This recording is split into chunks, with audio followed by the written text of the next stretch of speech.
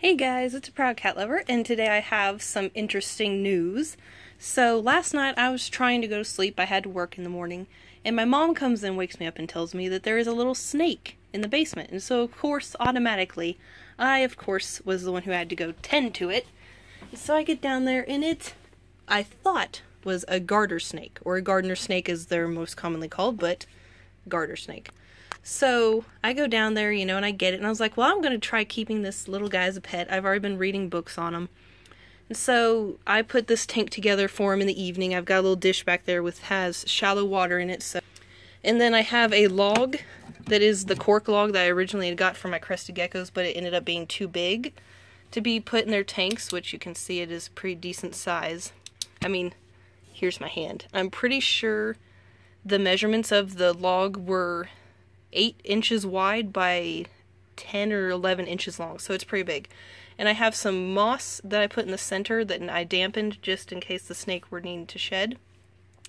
And then of course I use the cocoa fiber type bedding that I use that's similar to Eco Earth, but I got from a different company, and then I put this fake plant in here.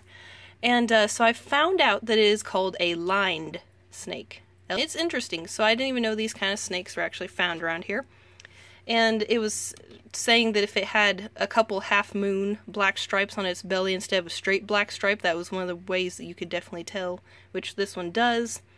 And then it says it will also try to poop on you when it's feeling threatened to try to get away. It said they can musk, but that's their first alert kind of defense thing, is to poop on you.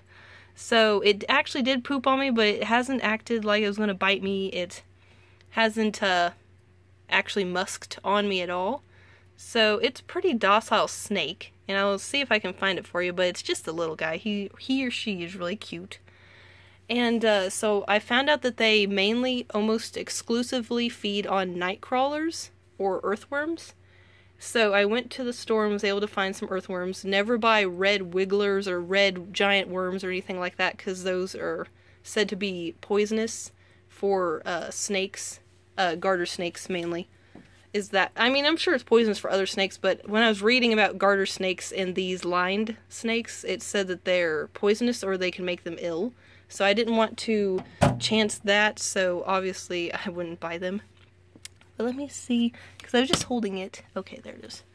I'll pause this real quick and get it out for you guys. Okay, so here's the snake, and it just tied its tail in a knot because it was wrapping around my finger before I got it to let go. But as you can see, it's a pretty small little snake. You can see here's its head, and it I don't know if you can really see it in the video, but it has little brown spots on its head, which are pretty. And as you can see, it's got the little half moons on the underbelly. And I was also looking up, and the only garter snake that actually was this dark chocolate mocha color was Butler's garter snake.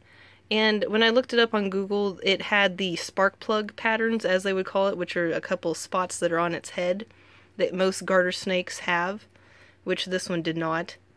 So it's a really pretty snake, and it's real docile. It hasn't acted like it was going to bite me once. And it really likes to entwine itself around my fingers, and that little tongue is just so cute. But I'm probably going to wait till at least the end of this week or next week to try to feed it, just because I want it to kind of get used to its new home before I were to put some food in there for it. But yeah. And if you guys have any name suggestions, I'll probably end up just thinking of a name unless someone suggests a really good name. Okay, you're going this way now. I will probably be getting a heat pad. I have to do some more research and find out if it's more a heat pad or if I should get a basking lamp for it. Just because with garter snakes it's said to have a basking spot, but these snakes are a little different than a garter. And I'll have to find out temperature-wise what they're going to need. And if I have to get it a basking light, then I can. Which I already have a 25 watt that only gets up to like 83, 84 degrees. So I could use one of those if I needed to.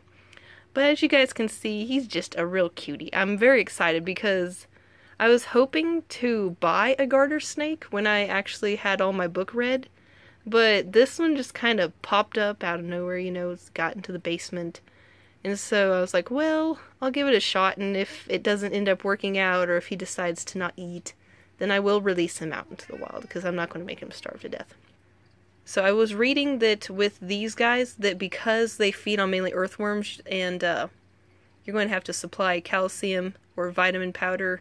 And obviously I do have vitamin powder, and it says you just sprinkle them on the worms. You don't want to coat it just because it actually could kill the worm, is what I was reading. So I thought that was interesting. And of course you don't want to overdose the snake by giving it too much. So he looks like he's just kind of resting on me now. But anyway, guys, I'll kind of keep you updated on how he's doing. Probably just going to give it a name that either a male or a female could have. So if you're going to suggest some names, male or female names, something that would work for both would be good. So anyway, guys, thanks for watching my little video. I'll keep you updated on the progress of the snake. I'll try to make a video of when it first eats, all sorts of fun stuff like that. So anyway, thank you for watching and have a good day.